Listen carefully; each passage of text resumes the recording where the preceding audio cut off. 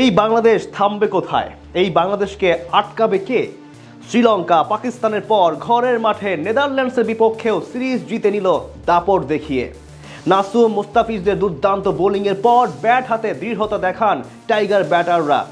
Asia কাপের আগে আরও একবার প্রমাণ করলো নিজেদের সক্ষমতা। নেদারল্যান্ডসের বিপক্ষে বাংলাদেশে এমন দাপুটে জয় নিয়ে বাকিটা জানবো রিপোর্টে।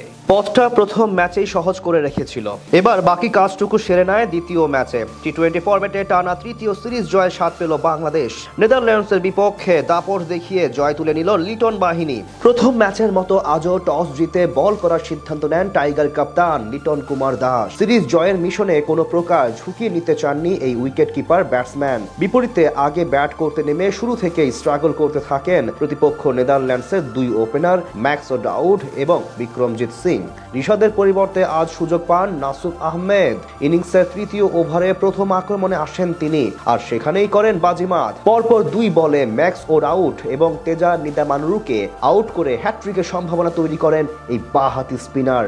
যদিও পরের বলে সেটা হতে দেননি ডাচ অধিনায়ক স্কট এডওয়ার্ডস। স্রোতের বিপরীতে গিয়ে ধীরে ধীরে খোলস থেকে বেরিয়ে এসে হাত খুলে খেলতে থাকেন বিক্রমজিৎ সিং, তবে তাকে বেশি দূর আগাতে দেননি তাসকিন আহমেদ। ষষ্ঠ ওভারে প্রথম বল করতে এসে তৃতীয় বলেই আউট করেন বিক্রমজিৎকে।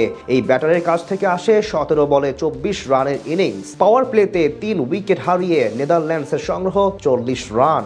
নবম ওভারে অ্যাটাকে এসে স্কট এডওয়ার্ডসকে আউট করেন মুস্তাফিজুর রহমান। বাঁহাতি এই পেসারের বলে মিড অনে পারভেজ হোসেন ইমনের হাতে ক্যাচ দিয়ে আউট হয়েছেন তিনি। পরের ওভারে বল করতে এসে ডাচদের আরো বেশি চেপে ধরেন তানজিম হাসান সাকিব। তার ফোলার লেন্থের ডেলিভারি অন সাইডে ঘুরিয়ে দিয়ে সিঙ্গেল নিতে গিয়ে রান আউট হন নোয়া ক্রস। পরের বলে উইকেটের পেছনে ক্যাচ দিয়ে 17 বলে 12 রান করে একই পথে হাঁটেন শারিজ আহমেদ। এদিকে নিজের দ্বিতীয় ওভারে বোলিং এ এসে কাইল ক্লেইনের উইকেট নিয়েছেন মুস্তাফিজুর রহমান। এরপর ধীরে ধীরে থমকে যেতে থাকে সফরকারীদের রানের চাকা। শেষ পর্যন্ত আরিয়ান দত্তের 24 বলে 30 রানের ইনিংসে ভর করে 103 রানে অল আউট হয় নেদারল্যান্ডস। বল হাতে 3 উইকেট নেন নাসুম আহমেদ। জবাব দিতে নেমে বেশ ধীরে সুস্থে আগাতে থাকেন টাইগার দুই ওপেনার পারভেজ হোসেন ইমন এবং তানজিদ হাসান তামিম। মামুলি টার্গেটকে আরো বেশি সহজ করে তোলেন এই দুই ব্যাটার। তাদের উদ্বোধনী জুটি থেকে আসে 40 রান। ষষ্ঠ ওভারে উইকেটের পেছনে ক্যাচ দিয়ে 23 রান করে বিদায় নেন ইমন। পাওয়ার প্লেতে বাংলাদেশের সংগ্রহ দাঁড়ায় 1 উইকেটে 41 রান।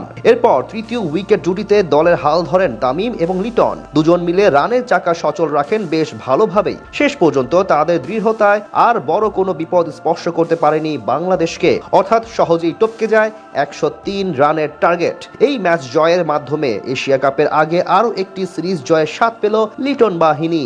অর্থাৎ পরের ম্যাচ জিততে পারলেই করা যাবে হোয়াইট ওয়াশ বা বাংলা ওয়াশ, যেটা হবে দারুণ ব্যাপার।